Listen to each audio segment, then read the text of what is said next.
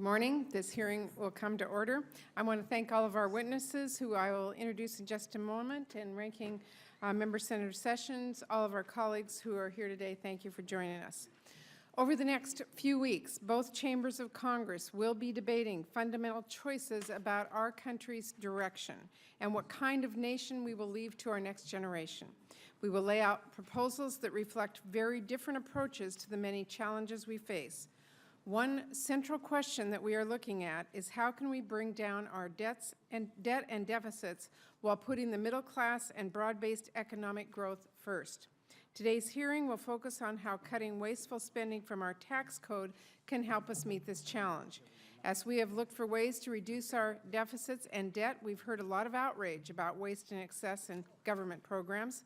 My Republican colleagues in particular tend to focus on cutting programs the most vulnerable families depend on to get back on their feet. They say spending on food stamps is out of control and we can't afford so many education and job training programs, and unemployment benefits are driving up the deficit. Now, there's no question we do need to look at government programs carefully so we can make fair, responsible cuts that put families and our economy first. But a big source of spending, and one that deserves to be just as closely examined, is expenditures in our tax code. While we don't often think of tax expenditures as a form of spending, they require us to make the same kinds of trade-offs that other forms of government spending would, and lots of them. Tax expenditures have grown over the last 20 years to become one of the largest impacts on our deficits and debt. Just this year, the Treasury will lose $1.3 trillion to tax expenditures. That's more than we'll spend on either Social Security or Medicare. But unlike funding for government programs like Pell Grants or Head Start or road repairs, which is limited and reviewed regularly, tax expenditures have flown largely under the radar. Since they generally don't need to be reauthorized, they receive much less scrutiny than programs that do need to be reauthorized. That's why Alan Greenspan once called them tax entitlements. But here's a big difference. When we think of entitlements, we typically think of Social Security and Medicare, which keep our promises to seniors, or nutrition assistance for families who have fallen on hard times. These programs allow our country to fulfill its part of the bargain with those who've already done their share, enable us to give those most in need some relief. However, for the vast majority of tax expenditures, about 70% of them, it's the other way around. For that 70% of tax expenditures, the higher your income, the more you benefit. So the wealthiest households benefit the most, while middle-class families receive much smaller benefits. And many of our most vulnerable don't qualify at all. The less you need, the more you get, and we all pay for it.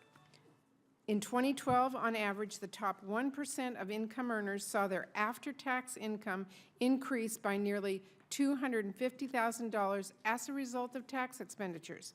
But middle-class families received an average benefit of only about $3,500, which means that when we talk about big government welfare, maybe we shouldn't always jump to cut spending for those who are most in need. Maybe we should think about what we're spending on those who are least in need. The skewed nature of tax breaks like these has helped drive the amount the wealthiest Americans pay in taxes to historically low levels as a share of their income. IRS data show the effective tax rate for the 400 wealthiest taxpayers has fallen from almost 30% in 1995 to only 19.9% in 2009. This is less than the rate paid by many middle-class families. And meanwhile, over the same time period, the average income for the 400 wealthiest taxpayers rose fivefold. That's probably why some tax expenditures are often called backdoor spending, or special interest earmarks, for the largest corporations and wealthiest Americans. Of course, not all tax expenditures in the tax code are wasteful. Many help hardworking families reach goals like sending a child to college, which helps them, their child, and the economy. But too many are inefficient and unfair. There's no good reason, for example, that taxpayers currently subsidize millionaires more when they purchase a second home or a yacht than they do middle-class families purchasing their first home. And why should a hedge fund manager pay a lower tax rate on his income than a soldier or a police officer or a teacher? We've got some clear opportunities to cut wasteful spending and make our tax system work better for middle-class families. And at a time when there's far too much we disagree on in Washington, there does seem to be some acknowledgement by leaders on both sides of the aisle that we should seize these opportunities. Senator Tom Coburn said, and I quote, "Masquerading as tax cuts, many of these programs are no different from any other federal program that spends taxpayer money." Speaker Boehner recently proposed to raise $800 billion in new revenue by closing what he termed, quote, "special interest loopholes and deductions." Even House Budget Committee Chairman Paul Ryan has noted that many preferences in our tax system are, quote, "patently unfair," and, quote, "mainly used by a relatively small group of mostly higher income individuals." I appreciate Senator Coburn, the Speaker, and Chairman Ryan for making these arguments and pointing out these loopholes help special interests succeed, but do very little to help middle-class families succeed. I, like many of my Democratic colleagues, would like to know when Republicans will be willing to sit down with us and start looking strategically at which wasteful provisions we can eliminate. Experts across the political spectrum have also proposed eliminating wasteful spending in our tax code as a way to reduce our deficit.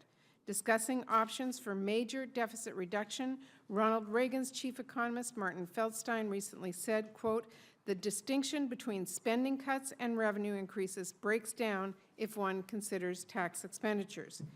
Today, we will hear from experts who have studied this issue at length. Professor Edward Kleinbard has noted we spend twice as much on tax expenditures as we do through discretionary investments like education, infrastructure, and research. But many of these subsidies are both poorly targeted and skewed to unfairly benefit high-income Americans more than low-income Americans. Economist Jared Bernstein recently explained that by reducing unfair tax expenditures, we can essentially raise revenue by cutting spending. That sounds like a form of deficit reduction Democrats and Republicans should be able to agree on. I look forward to hearing their testimony, as well as the testimony from Mr. Roberts of the Hoover Institution, who Senator Sessions will introduce. If we agree there is wasteful spending in the tax code, and I think it's clear there is, the next question is how should those savings be used? Many of my Republican colleagues would prefer to use every dollar of new revenue to dramatically lower tax rates, rather than making critical investments in our competitiveness or paying down the debt. But that approach is more of the same. It would very likely make it easier for the wealthy to get even further ahead of middle-class families while making past the opportunity for the middle class through student loans or workforce training or job-creating research and innovation more narrow. If the goal of our budget plan is to strengthen the middle class and work towards broad-based economic growth, finding savings from unfair tax provisions is an opportunity to responsibly reduce our deficit and invest in our future. And let's remember, all of the bipartisan groups, Simpson-Bowles, Gang of Six, agreed. They all recommended using a significant portion of the revenue from eliminating tax breaks to reduce the deficit. As Democrats and Republicans both know, responsible deficit reduction is essential to our long-term prosperity. But that's not all we have to do. Just as we've got to bring down our deficits and debt, we've got to make sure we're educating our workforce for the 21st century. We need to repair our roads and bridges and airways so businesses can move their people and products efficiently.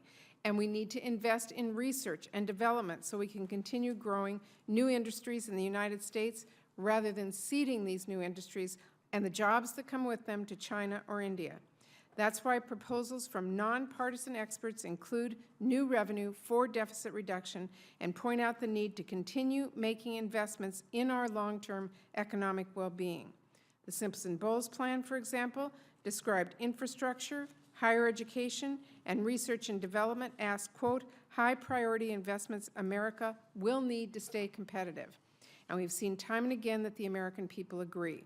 The American people think we should get rid of inefficient, unfair tax breaks skewed towards the wealthiest Americans and corporations. In fact, a recent poll showed 57% of respondents strongly agreed we should eliminate the loophole that allows hedge fund managers to pay lower tax rates than the middle class.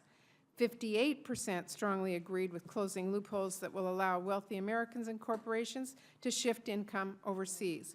and Americans want to see that new revenue used to lower the deficit and make crucial investments in our future, rather than lowering tax rates for those who are already doing just fine. I'm looking forward to today's conversation because it seems that cutting wasteful spending in our tax code would help us move forward on a number of challenges. We know there's wasteful spending in our tax code. Chairman Ryan was absolutely correct. Much of it is skewed towards the wealthiest Americans. So at a time when we absolutely must cut where we can, looking at ways we can close special tax breaks that aren't targeted to help the middle class or the economy makes sense, especially when, by making those adjustments, we can stop giving an unfair advantage to those who are already doing far better than most Americans and instead focus on making crucial investments in our future while cutting our deficit in a fair way. So again, I want to thank all of our witnesses and colleagues who are here today. I hope this can be a very productive discussion, and with that, I will turn it over to my ranking member, Senator Sessions.